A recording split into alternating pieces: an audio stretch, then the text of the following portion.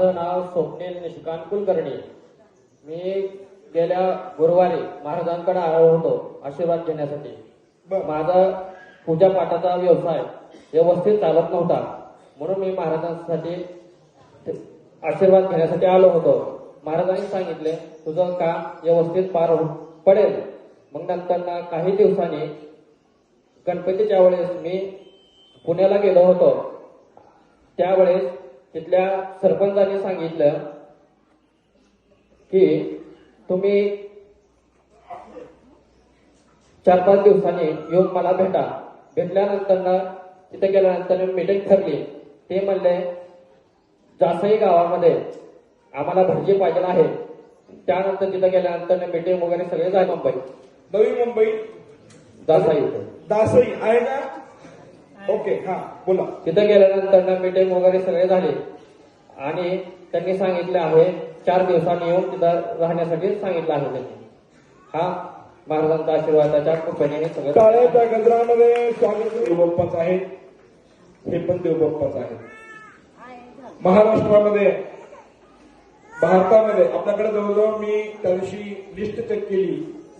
महाराष्ट्रामध्ये 3,900 घरं ब्राह्मण असणारे आपले भक्त आहेत.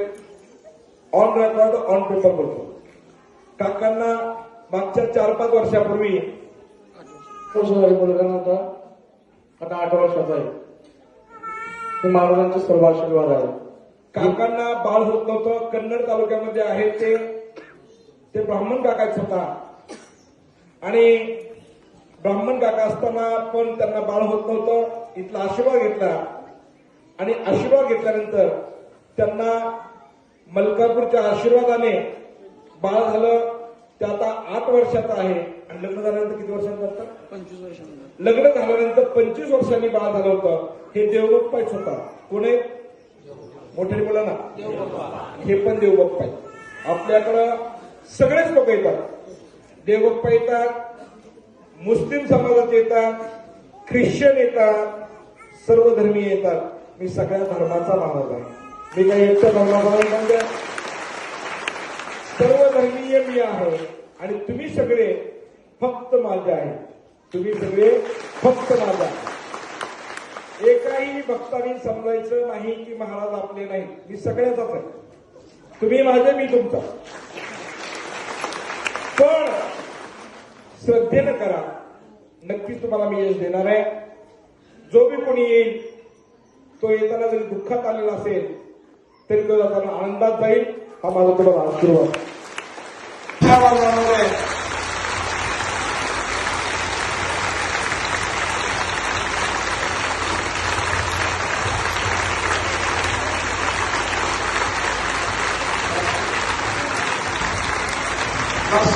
धन्यवाद.